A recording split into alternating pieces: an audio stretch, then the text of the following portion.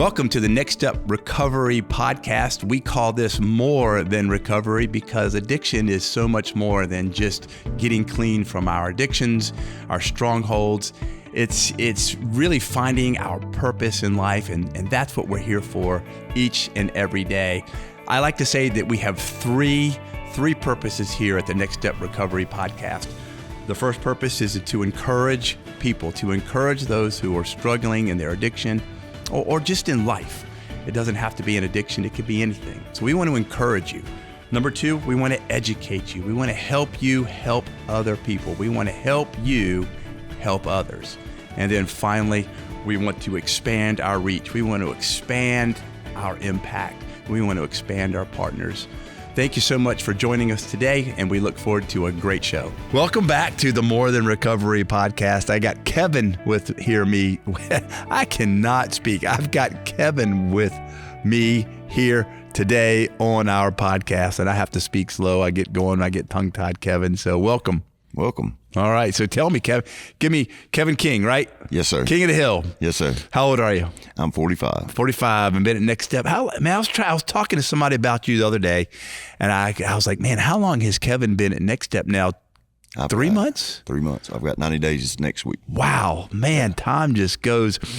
Let me give you a little bit of an idea here about when a guy comes in at Next Step. Man, the first 30 days for a guy at Next Step are so critical. Because usually if a guy comes in the Next Step out of jail, out of prison, off the streets, so, using is fresh in their system a lot of times, and it takes about 30 days for their body to really calm down, if you will. I would go into all the physiological reasons for that and what the body is doing through your limbic system and all that. The body is actually doing something, right? The body is actually out of balance, but it's so out of balance, it thinks it's in balance. If that makes sense. Right. It's like your body is like two kids on a teeter-totter at this point when they come in, and a seesaw, if you will. And on one end of the seesaw, there's a 200-pound kid, and on the other end of the seesaw, it's a 80-pound kid, right? You got 200, and that's how the body is. And they think that's normal when they come in. Their body is thinking, this is normal, right? It's normal for me to be out of balance. And it takes about 30 days for the body to put a kid on each end of that seesaw that's the same weight. And in that process, the body feels like it's moving from normal to abnormal, but really it's moving from abnormal to normal.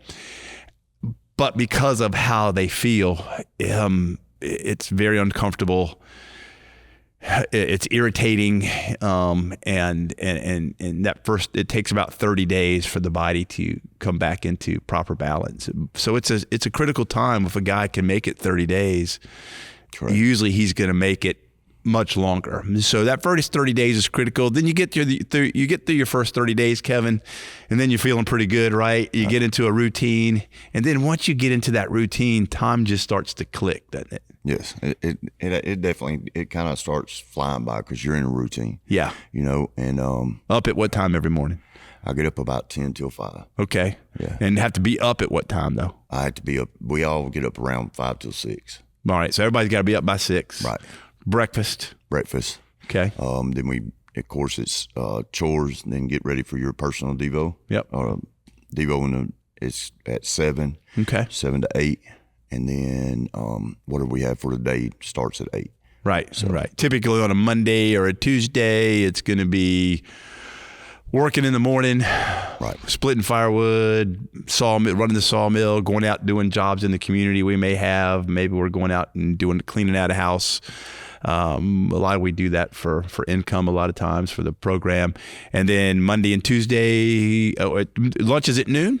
Lunch is at noon. And then from noon to 1, you kind of have your own personal time. Yep. And then your class starts at 1, of course, 1 to 5, depending on who all's coming that day. Yeah, it's so usually set up. 1 to 5 is classroom time, and then that's on Monday, Tuesday. Monday and Tuesday, and then Wednesday is an all-day work day. Yep. Thursday, again, is a half day, half work, half class. Yeah. And then Fridays is peanut sales and rest of the day's work. Yeah, and then Tuesday night class, Wednesday night. Wednesday. So we're either in class, we're working, or we're doing something. I mean, It's just there's not a lot of downtime, right? There's not a lot of downtime. Which the flesh wants downtime. More downtime, yeah. Right. Yeah. But the thing about setting a routine that's going to stick with you past this point, past the year mark of next step, is you're wanting to build a foundation of, am I going to go to church on Sunday night? Am I going to go to church on Wednesday night? Am I going to go to Thrive on Tuesday nights? Yeah. Am I going to be in such a routine that my body craves to be with God? Yeah. You know what I mean? That's my routine. That's now my pattern that's my rhythm, right? It's I call it the battle rhythm, right? It's the new the old battle rhythm was doing those old things I shouldn't have been doing. The new battle rhythm is getting in tune with those things and developing that routine, even when I'm tired, right? Even when I'm beat, because man, being exhausted sometimes can lead me to down a bad road. Being tired can, and so now when I'm exhausted, I want to go do things that feed life into me. Exactly. And so and then Saturday we're half a day usually selling peanuts and a half a day, and then the rest of the day's your day. Yep. And then if you're in your second 6 months, you get some of the guys gets passed. But then you get to look forward to Sunday morning and so back to church on Sunday morning, get centered again and get started for the week again. Yeah, and then Sunday night, and then between Sunday morning church and Sunday night church, there's some downtime. There's downtime. Yes, sir. Take a nap, catch up, do your laundry, something like that. Read a book. Yeah, and so there is some downtime, but not a lot. So, but once you get into that routine at Next Step, boy, the next thing you know, you're there 3 months, 6 months, and you're like, man, where did the time just? Yeah. And sometimes I'll look back and I'll say, Kevin says, I've been there 3 months. And I'm like, 3? Seems like you just got there because it just clicks by so fast, So, so Kevin's been there 3 months and just, I think when you came to us, Kevin, where'd you come from? I actually came out of RSAT. I came from. Yeah. Okay. That's right. You told me that. So RSAT is, I love it when you guys bring some of these things up, right? Because a lot of times our audience doesn't know what these things are. RSAT is the state-run, in the prison system in Georgia, it's the state-run recovery program, and it's actually prison. Yeah, you're in prison, but you're taking a recovery course. Right, and it's a 9-month program. Right. 9-month program, and here's how this works. So a guy goes before a judge, and the judge will sentence him to RSAT. So the judge determines, hey, this guy's got a substance abuse problem. That's why he keeps coming before me. That's why he keeps coming before me for breaking and entering or for the theft by take, whatever the charges are, right? It's usually drug related. So the judge says, hey, I'm going to sentence this guy to RSAT, and it's a 9-month program. But you're not going to do 9 months because then he's going to send you back to the county jail. Mm. And then he's got to wait for a bed to open up in RSAT. Right. So sometimes you're going to go and you're going to serve another 3, 4, 5, 6 months in the county jail, which doesn't count for anything. Yeah, it's dead time. It's dead time. Yeah. It means nothing, which is mind-blowing. Right. So you're really not doing 9 months. You're doing more like 15 months. Yeah, I've done a year. This one. Yeah, a year. And that, it's just the system. I always say, don't get caught up in the system because the system's not fair. This, if you want to be in an unfair system, put yourself in the correction system. Right. It will eat you up and spit you out. So you did 9 months. Which RSAT were you at? I was at Northwest RSAT. Okay, which is in North Georgia. Yeah, and I've spoken. I've had the opportunity to go speak at some RSATs. I've spoken at some that are female only, and then other ones are male only. Right. And the female ones, when you speak at those, you get a lot more tears from a lot more emotional. So the state of Georgia only has so many beds that they can fill. And so you came out of RSAT, and then you came to Next Step. Yep. So was that a requirement for your? No, sir. Okay. No, sir. What was the reason for you to come the Next Step out of RSAT? The food. The food? Yeah. You heard how great our food was. And the food is great. But yeah, nobody starves at Next Step. Nobody starves. Definitely not. I knew this is not my first time being in trouble. Yeah. So I knew going in, I needed a foundation. Okay. I needed a relationship with God. It's going back to what we were just talking about with the routine, right? Right. I do good. I do great straight out of the gate. I'm in church. I'm doing what I'm supposed to do as far as that goes. But the relationship that you're supposed to have with God, I don't build that foundation, right? And it's the continuing. Exactly. Yeah. Exactly. So I knew going in this time, I would come out. It'd be the same thing. It would be go to work 60, 70, 80 hours a week. Right. Try to fill that void with work, and which will lead to a relapse and another stint in prison. So I wanted somewhere to go that first and foremost was Christian based. I wanted something that was foundationally sound in the gospel. And I wanted to have that 6 months worth of time to spend on that relationship with me and God. Yeah. So you've created because coming out of RSAT, they're going to have an aftercare program for you. Right. These are things you have to do after you graduate from RSAT to continue your success. So this is kind of your aftercare program. It is. Really. It is. It's your, right. And we've had other guys. We've had you're probably our, I don't know, we've had 4 or 5 guys that have come through the program after RSAT. Yeah. Right. Now, we had one guy go through the program, and then after the program, the judge sent him to RSAT. Yeah. And he did that because he felt like the guy needed to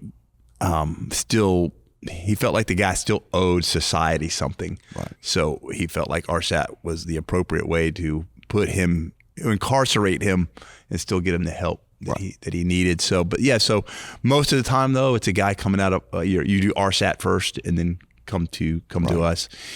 Like I said, it's been one time that I saw a guy come to us and then go to RSAT. Right. So, and I've seen RSATs. They have some have Celebrate Recovery in the program. They do. Yeah, they have Celebrate Recovery there. Yeah. They actually have. I mean, the one I was at had inmate run church service. Yeah, that was actually it was phenomenal.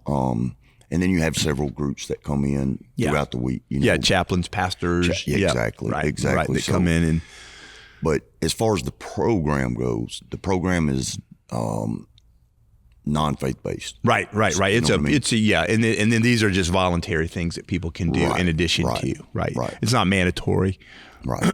For a guy to go to Celebrate Recovery in the program. Exactly. Right. Exactly. So it's something that you have to choose to want to do.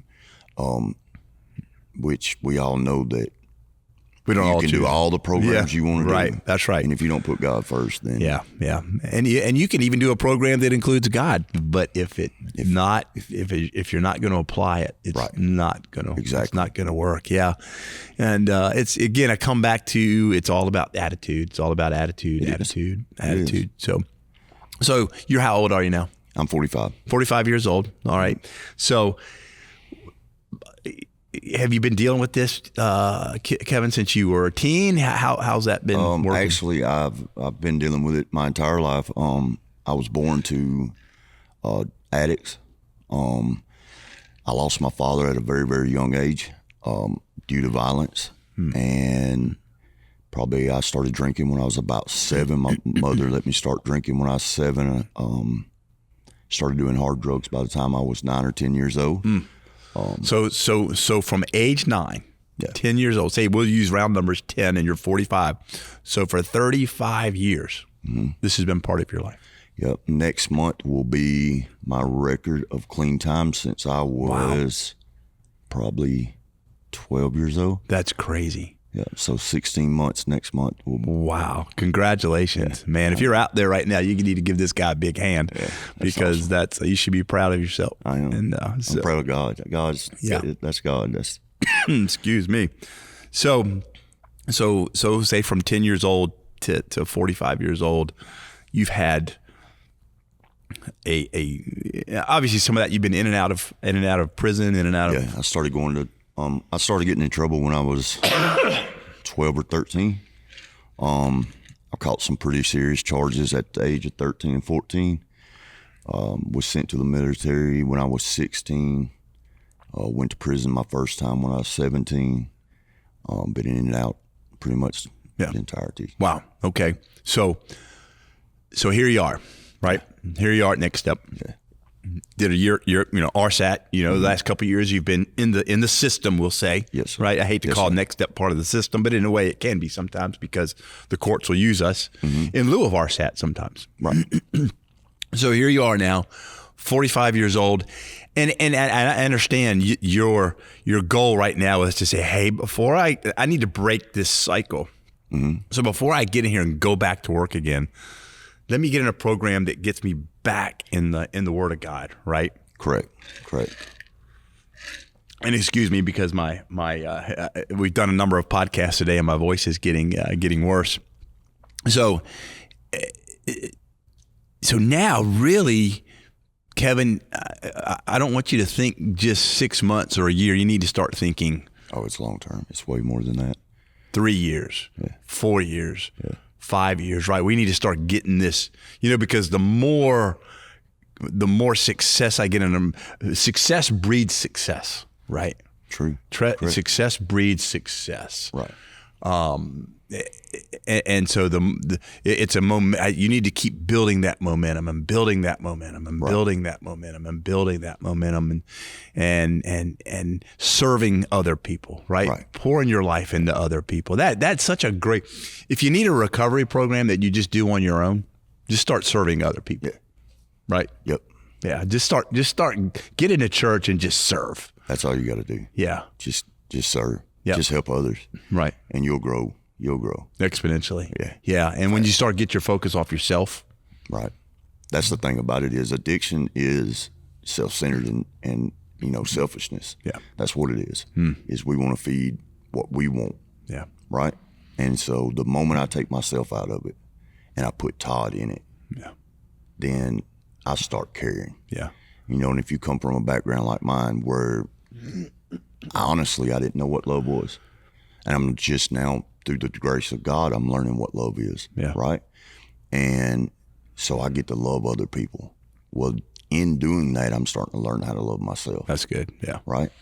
So the more I start loving myself, the less self-centered I am, the less selfish I am, and I get to focus on those around me, which is what Next Step teaches us to do. It's not me at Next Step, even though recovery is a selfish in a way. Yeah, I mean, you got to work on you. You got to work on you. Yeah.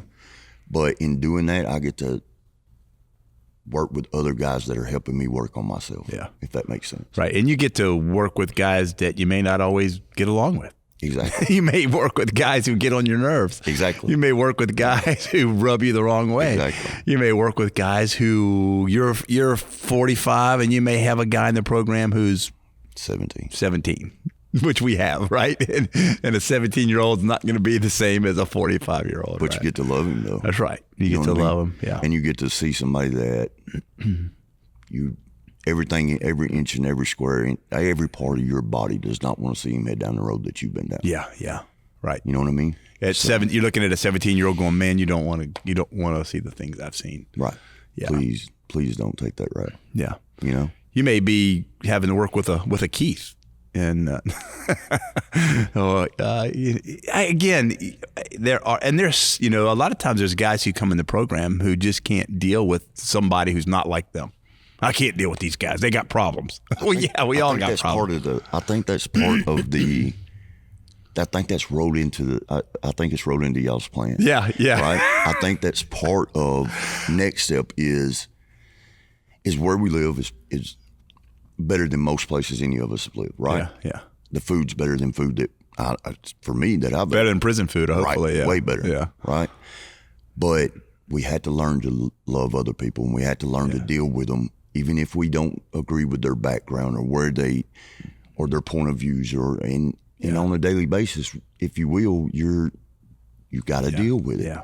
Well, that's life, right? Yep. When we come out of Next Step, the world is dealing with people and things that you don't necessarily want to deal with. I have had guys ask me if how do they put it?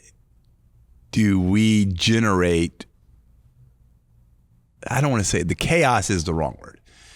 Does Next Step generate the trials inside the program? And I was like, we don't generate anything. They happen because sometimes they think that the things that are happening in the program is things they're having to deal with that we somehow manipulate so that this trial will happen to you in the program. No, we don't. They just happen. Right. When you've got 20, 25, 30 guys living there all with different issues, nobody has to generate anything. Right. They're going to happen, and you got to face those things. Well, Next Step is making you live life on life's terms. Yeah. You know what I mean? Yeah. You got to get up and go to work. In a protected environment where we can work it through it. It's a very protected environment. Yeah. It is a protected environment, and the real trials will come a year from, when you hit your graduation mark. Outside the walls of Next Step. But you will have you will know what it means to get up and go to work at 7. Yeah. And still go to church that night. Yeah. You know what I mean?